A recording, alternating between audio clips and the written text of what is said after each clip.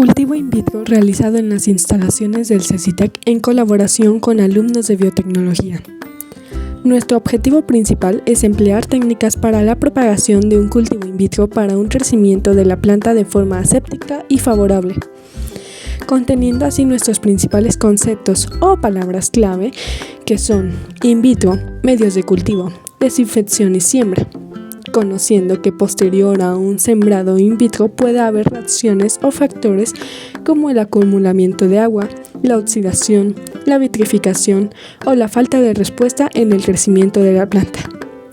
El cultivo de tejidos vegetales in vitro son métodos para ayudar y mantener el crecimiento de una planta extraída de una planta madre o desde la germinación en ambientes favorables y en condiciones mayormente asépticas, ya sea para investigación, mejoramiento de genética de la planta o ayudar si se contiene en peligro de extinción, teniendo en cuenta sus ventajas y desventajas en un cultivo in vitro para un mayor ambiente favorable de la planta.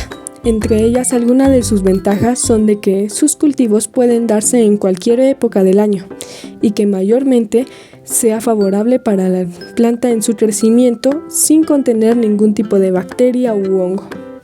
En la elección de la planta escogimos la Phaseolus vulgaris, el frijol, por sus factores de porcentaje, variabilidad y sus características de rendimiento de riesgo y adaptación en el ambiente.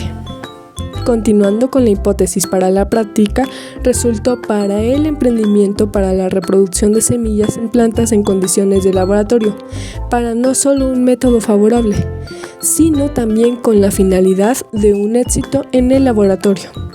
Teniendo en cuenta ya lo definido, separamos esta práctica en 3 fases. Fase 1, preparación de medio de cultivo.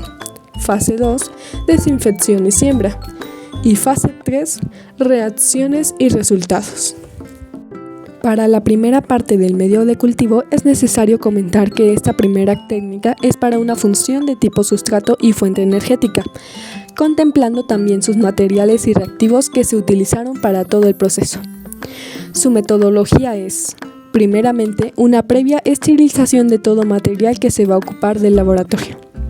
Preparar en un matraz de 500 ml una solución de agar de 300 ml. Pesar los reactivos y sustancias en cantidades requeridas. Calentar 150 ml de agua destilada en un matraz de 200 ml.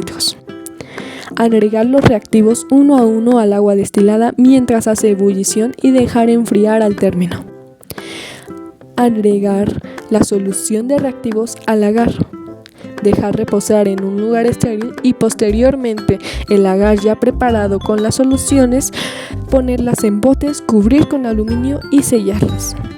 Llevar al medio de esterilización a vapor por el autoclave durante el periodo C2 de 40 minutos.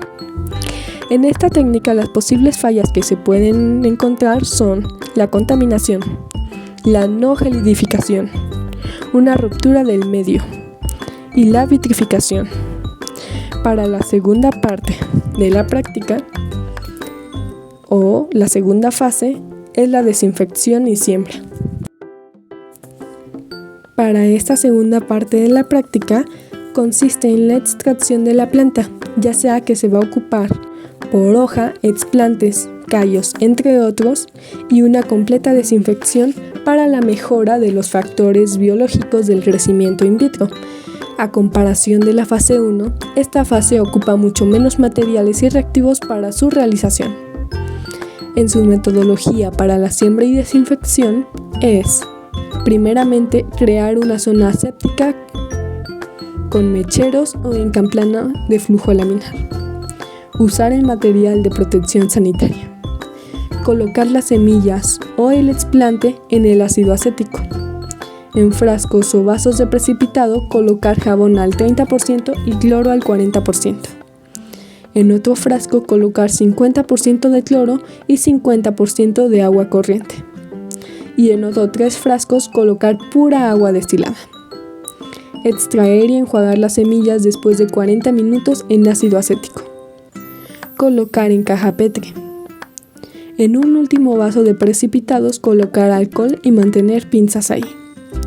flamear las pinzas y tomar explantes o semillas hacia el primer vaso preparado para la realización de un lavado y constante movimiento por un par de minutos. Pasar al segundo lavado y hacer un lavado con constante movimiento de 3 minutos. Pasar al tercer frasco y moverlo por 1 minuto. Asegurarse de que el área sea aséptica y acercar el medio de cultivo. Extraer el explante o semilla del último lavado e inocular directamente al medio de cultivo. Al finalizar, sellar con aluminio. Durante este proceso, las posibles fallas que se pudieron encontrar serían la vitrificación, la contaminación, la oxidación y la muerte de material biológico y genético. Sus reacciones posteriores a la siembra en el medio de cultivo empezaron a suceder después de una semana de reposo y en la semana de subdesarrollo de material vegetal. A este punto de la investigación y de la práctica llegamos a nuestra hipótesis de fallas, evaluándolas por semanas, dando así que la primera semana tuvimos un principio de resultados positivos, sin ningún inconveniente. Mas, sin embargo, los resultados siguientes en la semana 2 obtuvimos bien en tanto al crecimiento, pero hubo un acumulamiento de agua en cada frasco. Y en la semana 3, el medio había dejado de dar avance en tanto al crecimiento de la planta, en semilla y en explante. En esto, nuestra discusión de resultados mostrados no solo de igual manera resultados, sino que observando los procedimientos realizados durante todo el cultivo, concordamos en ciertos factores que influyeron como deficiencia y complicaciones debido a posibles inconvenientes. Entre ellos, el estrés. El estrés de la planta a nosotros no se vio en la decoloración, sino que se vio por la falta de crecimiento después de un par de semanas.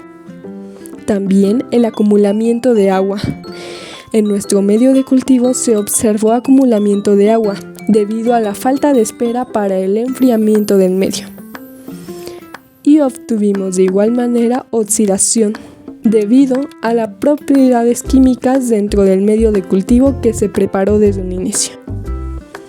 En modo conclusión final, confirmamos que un cultivo in vitro de una planta dentro de un laboratorio muestra un enorme potencial en tanto a puntos de vista y observaciones en el crecimiento, sin necesidad de forzar su crecimiento ni que sean contaminados por algún tipo de bacteria u hongo que se encontraría en un crecimiento natural.